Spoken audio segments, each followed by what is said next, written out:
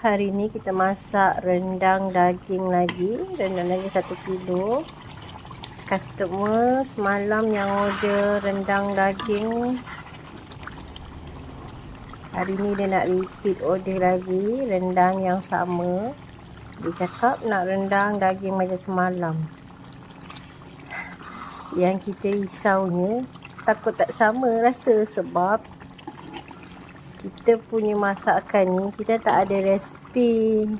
Kita tak ada resipi khas. Kita cuma guna resipi yang dalam otak je, masuk je. Kita risaulah pula rasanya tak sama macam semalam. Korang rasa sama tak? Korang agak-agak sama tak macam semalam punya rendang daging?